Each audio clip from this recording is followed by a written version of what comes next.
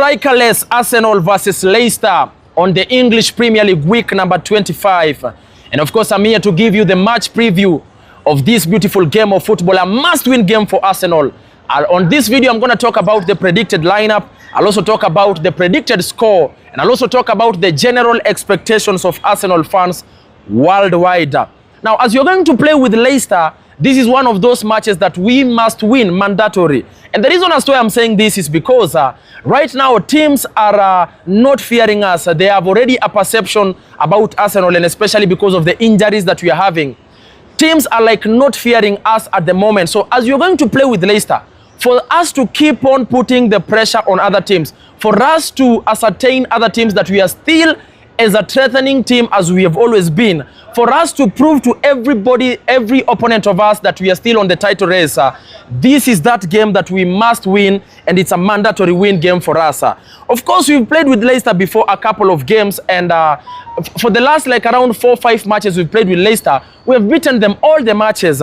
All of them, including the last game that we played with them on the first league, where we won 4-2. As much as Leicester was so much into that game and of course really brought the competition to us, we managed to win the game and of course emerge victorious out of it. So on this one, even as you're traveling to go to Leicester to play with them, in as much as we do not have strikers, we do not have a good attack, we are in less of players, we are looking as thin, I am confident enough that we will go out there and of course be able to play this match with confidence, because apart from our attacking front, we have a whole team from the midfield coming backwards that is at 100%, and that is an additional advantage to us. As we are going to play with Leicester FC, they are currently sitting at position number 18 with 17 points, having played 24 matches.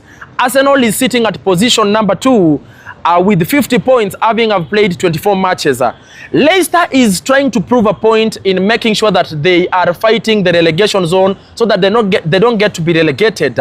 And I believe and I trust they are going to give us competition on this match. But still, I believe it's going to be a good game, but still I believe that we can easily win this game should we go and give them pressure, and especially the first few minutes as we're going to play with them. Now, having looked at that, I just want to look at a bit of the injury status that we are having at the moment as Arsenal. Now, we have so many players who are injured. Right now, Havertz out of season. Saka expected to come maybe earliest end of March. Martinelli the same, end of March. Ben White is back on training, and we are suspecting that he could actually play on this game, but not to start.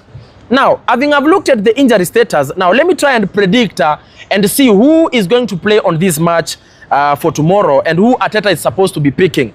On the goalkeeper, straight up, David Raya. The 2 centre-backs, Gabriel Magalhaes and of course Saliba. And then of course we've got left back Lewis Kelly, amazing Lewis Kelly. And then of course right back Timber. And then in the midfield, CDM, Thomas Partey, Odegaard and Declan Rice. And then up front where we have trouble, this is how I am anticipating that Mikel Arteta is going to arrange up front there. On the right wing, is going to play with Nwaneri as number 7. And then, of course, at number 11, Sterling and Trossard to begin as false 9. So Trossard and Sterling can actually entertain. Sterling can also be given that role of a false 9 because he can actually play there. He has played there before at Manchester City, and he has played well. So should they be interchanging, it can actually work for us. And then, of course, I expect to see Ben White come from the bench, and maybe the likes of Tierney to come and support at number 11 at some point, okay? Now, having looked at that then, my prediction on this game is going to be a win for Arsenal of 2-0 in favor of Arsenal. Yes, that is what I anticipate from this game. Or even more. It's possible. The general expectation of Arsenal fans is that as we are going to play this game against Leicester, we must win this game. And Arsenal must give its fans something to hold on to, something to cling on to by winning this game. Because look, Liverpool, who got a draw with Everton, they are only 7 points ahead of Arsenal. And it only means that should we win this game up against Leicester, Liverpool will be ahead of us with only 4 points. Who are going to play by day with Wolverhampton. And you never know the outcome, and that is going to be taking place, I think, on Sunday, if I'm not wrong. Okay. Now, we also need to win this game so that fans can still keep on believing that, you know, we have that chance, of course, of winning this EPL. And clearly, in as much as we do not have a good attacking front, we still stand a chance. We still have players that can play there. We still can push and push through as we wait to see Bukayo Saka and Martinelli come back to the team. As we wait to see them, let these players that are there fight for the team. This is that particular moment in time where we need individual brilliance of every player.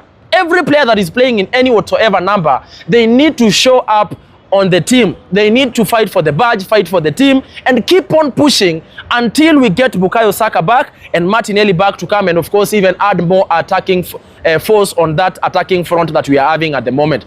So we really wish our boys Arsenal the very best as they're going to play with the Leicester, and really hope that this game is going to be a game that is really going to give us positivity rather than negativity. Anyway, ladies and gentlemen, thank you so much for watching.